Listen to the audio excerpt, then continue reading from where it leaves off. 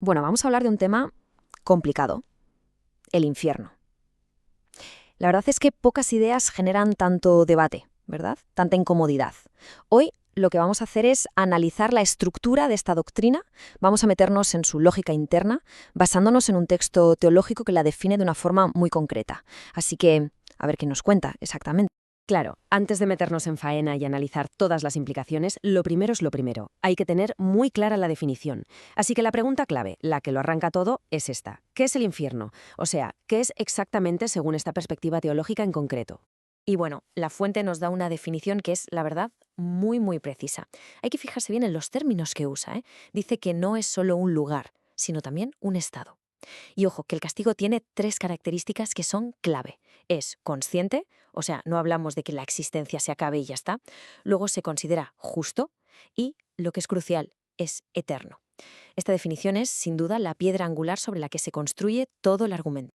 Vale, para entender bien conceptos como esto de castigo eterno, lo primero es saber de qué palabras estamos hablando en origen. Es que el texto nos aclara algo importante. En la Biblia no hay una sola palabra para hablar del más allá. Así que venga, vamos a diferenciar esa terminología que es clave para no liarnos. Aquí es donde se pone interesante la cosa. El texto lo que hace es diferenciar cuatro términos que, seamos sinceros, a menudo se confunden. Por un lado está el Sheol, que es un concepto como más general del Antiguo Testamento. Luego ya en el Nuevo tenemos el Hades, que sería un estado intermedio. Pero ojo, son la Gehenna y el lago de fuego los que se refieren ya directamente al castigo final y definitivo. Entender esta progresión es fundamental. Muy bien, ya hemos aclarado la terminología. Ahora, la pregunta que surge es, ¿de dónde sale esta enseñanza tan específica? ¿Quién la expone? Vamos a ver ahora quién es la figura central detrás de todo esto y cómo se describe exactamente la naturaleza de ese castigo. Y aquí el texto es que no se anda con rodeos, es muy directo. Subraya que la figura central, el que más habla y expone la doctrina del infierno dentro del Nuevo Testamento, es el propio Jesús. Claro, esto, desde esta perspectiva teológica, le da un peso enorme a toda la enseñanza. Esta cita de Mateo que vemos es un ejemplo perfecto que usa el texto para ilustrarlo. Y lo interesante aquí, lo que se quiere destacar, es el paralelismo que crea. Fijaos, la palabra que se usa para describir cuánto dura el castigo, eterno, es exactamente la misma, idéntica, que se usa para describir cuánto dura la vida. Ni más ni menos. Entonces, para resumir un poco, el texto define la naturaleza de este castigo con cuatro características muy claras. La primera es consciente, no es que uno desaparezca y ya. La segunda es eterno, dura lo mismo que la vida prometida a los justos. Tercera, se presenta como algo justo, proporcional.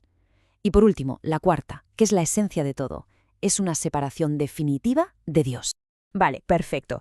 Ya hemos visto el qué es y el cómo se describe. Pero ahora viene la gran pregunta, el por qué. ¿Cuál es la justificación teológica que hay detrás de una doctrina que suena, tan severa? Pues de eso va precisamente la siguiente sección del documento. Esta tabla es que es fundamental para entender el argumento. Lo que el texto razona es que esta doctrina no existe a pesar de cómo es Dios, sino todo lo contrario, a causa de cómo es. A ver si me explico. Su santidad implica que el pecado no se puede pasar por alto, no se puede trivializar. Su justicia, por otro lado, exige que haya una consecuencia. Incluso su amor, y esto es muy interesante, según esta lógica, se magnifica. ¿Por qué? Porque hace que el valor del rescate de la cruz sea, incalculable. Y con esto llegamos al corazón del argumento del texto, la idea de que la doctrina del infierno no es una especie de apéndice o una nota al pie de página. No. Se presenta como el motor mismo, lo que impulsa la necesidad de la redención que ofrece el Evangelio.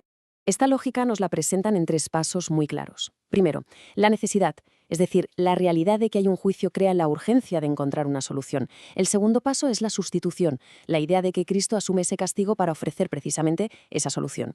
Y claro, el tercer paso es la consecuencia lógica de todo esto. Según este argumento, si negamos el primer paso, la necesidad, entonces el sacrificio, la sustitución, pierde todo su sentido, su razón de ser. Y ya para ir terminando, el documento lo que hace es enmarcar su postura como algo inseparable del resto del mensaje. Y para dejarlo aún más claro, la pone en contraste con otras interpretaciones sobre el juicio final que desde su punto de vista serían erróneas. Este cuadro lo resume todo visualmente de una forma genial. Por un lado tenemos la postura que defiende el texto, un castigo que es consciente y además eterno. Y por otro nos presenta dos alternativas principales. Una es el aniquilacionismo, que básicamente defiende que los condenados pues simplemente dejan de existir, se aniquilan. Y la otra es el universalismo, que sostiene que al final absolutamente todos, sin excepción, se salvarán. Así que, en definitiva, la conclusión a la que llega el texto es esta, que la doctrina del infierno no debería entenderse como un acto de crueldad, arbitraria, por parte de Dios, sino más bien como la manifestación de una justicia santa que responde a una gracia que ha sido rechazada voluntariamente. Y al final, el texto nos deja con una pregunta que es fundamental y resume toda su tesis.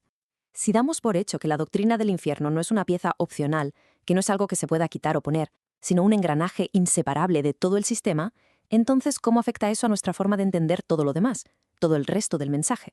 Es una reflexión que, la verdad, va mucho más allá de la propia doctrina en sí.